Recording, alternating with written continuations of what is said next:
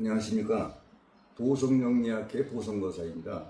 이번에는 수강생들과 풍수에 대해서 공부를 하던 중에 투자 방법에 대해서 저는 특히 전원주택, 도시를 빠져나가서 살고 싶은 이런 분들한테 제 경험담을 한번 들려드리려고 합니다.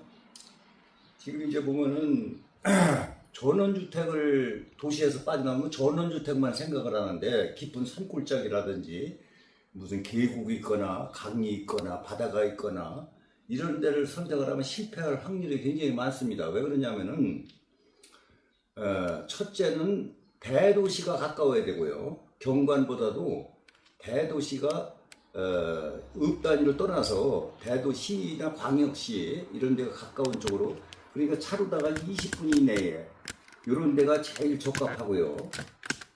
또 전부들 이제 조용한 데를 택하는데 그건 살아보면은 굉장히 불편합니다. 예를 들어서 조용하다고 해서 너무 깊이 들어가면은 아마 누구든 한 달만 있으면은 이제 무서움이 올 수가 있고, 주변 그 사물하고 단절되기 때문에 그게 잘못하면 우울증도 걸릴 수가 있는 겁니다. 그게. 그래서 또 소득을 구하려도 소득이 나오지를 않고요. 그래서 이제 도시 생활을 떠나서 시골 생활을 하려면은 첫째는 소득이 문제거든요. 한 달에 그래도 한만 소득이 없어도 그저 안 쓰느니 해도 연금 빼고 소득이 150만 원 이상은 돼야 시골 생활도 생활할 수가 있지. 그 시골이라고 해서 뭐 돈이 안 들어가는 게 아닙니다. 그것도 난방비서부터 뭐 전기세 뭐 여러 가지 문제가 쓸 건 다 써요. 나이 먹었다고 돈 안 쓰니까 병원도 자주 가야 되고 또 먹고 쓰는 거 다 써야 됩니다. 나이 먹었다고. 그래서 이제 안 쓰는 게 아니고, 그래서 일정한 수입이 있어야 되는데 농사를 져가지고는 수입을 할 수가 없습니다. 그건. 시골에다가 이렇게 간다고 해서 농사를 져가지고서는 돈이 안 됩니다. 이게 수입성이 적어가지고. 그렇다면 집을 질 때, 아예 집을 질 때, 다른 사람하고 저는 거꾸로 졌는데, 도로가에다 져야 됩니다. 도로가에서 딱 붙었다는 게 아니라, 도로에서 약간 떨어져도, 나중에 수익성 부동산에다 둔갑을 시킬 수가 있거든요. 그러니까 차량이 많이 다닐 확률이 있거나, 지금은 차량이 많이 안 다녀도 앞으로 차량이 많이 다닐 여지가 있거나, 또 지금 현재 도로가 좁은데 그것이 2차선이로다가 변경이 될 확률이 많다든지, 또 4차선이 될 확률이 있다든지, 이런 데를 미리 선점을 하면 좋지만은 지금 당장 하려면은 첫째는 경관을 좋은 데를 봐야 되고, 암만 도로가래도 눈 뜨고 나면은 허허벌판이면 좀 그렇죠. 거기 뭐 축사가 있다든지 보이는 게.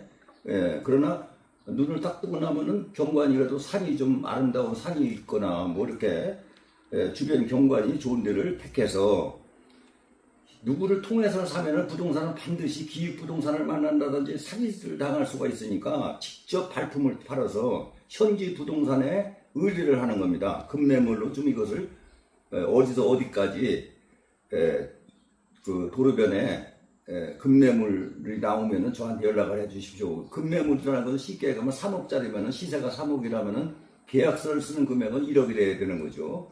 그러면은 잘 안 나오다도 땅이라는 걸 갖고 있는 사람이 막 쪼달리면요, 뭐 가게가 부도가 생겼다든지 하는 사업이 안 되고 그러면요, 값이 없어요. 이건 뭐 5억 달러는 사람이 1억에 팔 수도 있는 것이 이 땅입니다. 있어도 그만 없어도 그만이고요. 그러니까 이제 땅을 살 적에, 고를 적에 계획관리라는 게, 옛날 준농님이 지금 이제 계획관리와 생산관리 이렇게 돼 있는데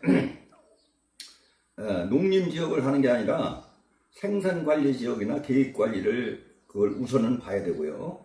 또 이제 뭐 대지는 도로변에 없고 농지를 이제 농지 전용허가를 받는 건데, 그것이 임야가 또 싼 게 있으면은, 임야가 싸지 않을까면 그것이 고도가 높지만은 않은 야산, 아주 그냥 좀 약간 높은 산이 도로변에 혹간 있습니다. 그게.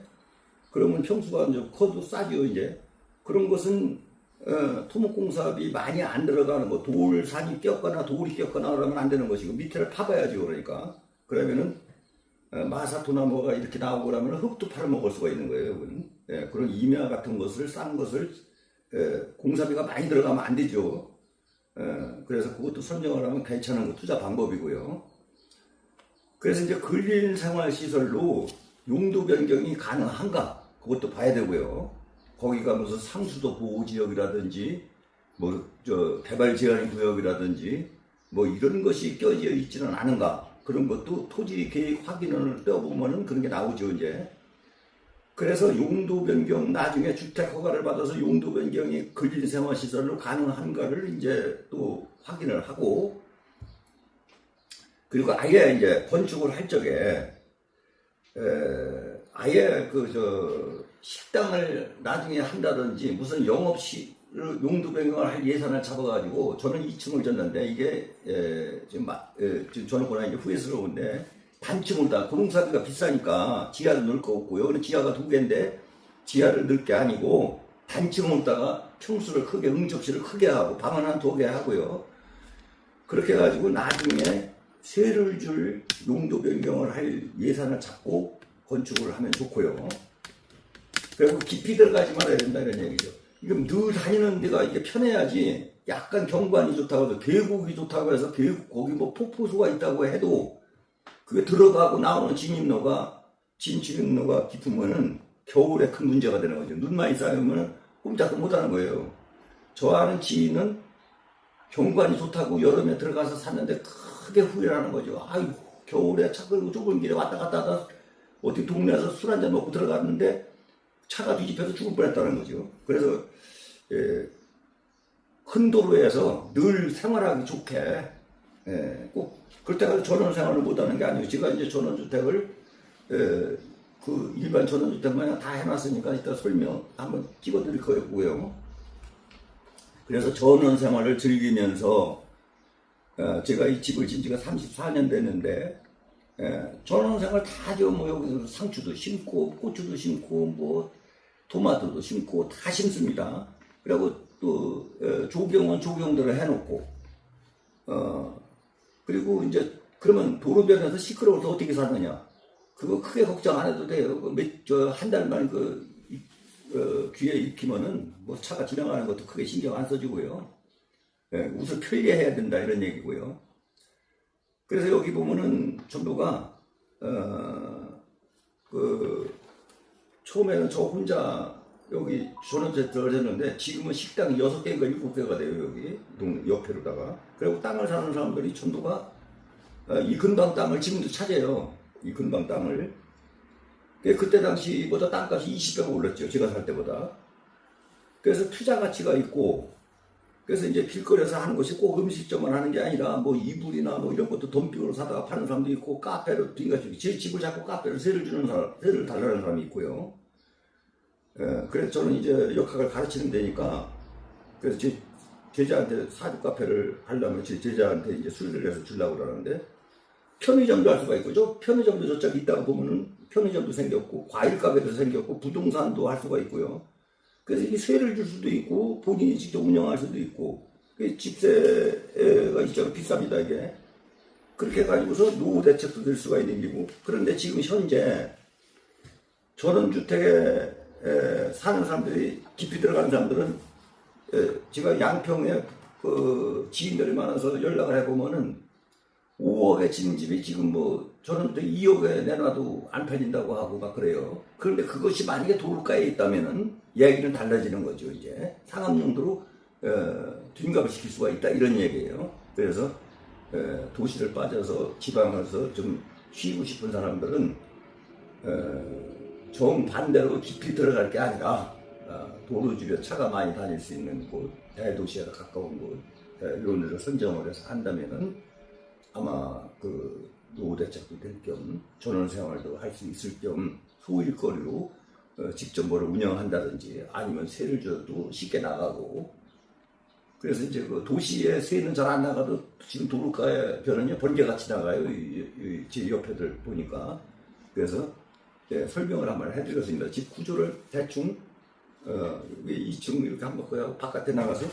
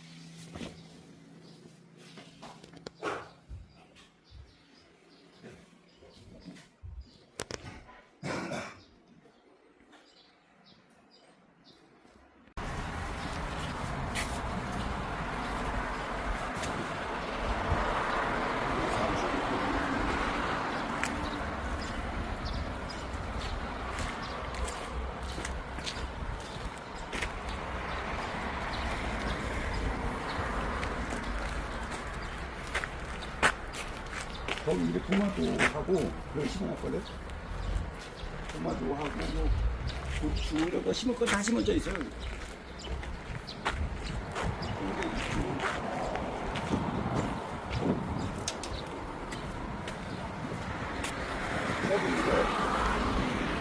저게 편의점이거든요. 편의점. 여기는 이제 토종닭집, 여기는 보리밥집, 저 밑에는 낙지집, 여기는 동태떡 북어찜. 또 이제 여기는 중국 중화요리집, 또 저기는 이제 가마솥 곤드레집, 뒤에는 펜션, 거기는 또 여관이 생겼고 모텔. 근데 내가 살 때는 이쪽 하나 조용한 이거 하나였거든.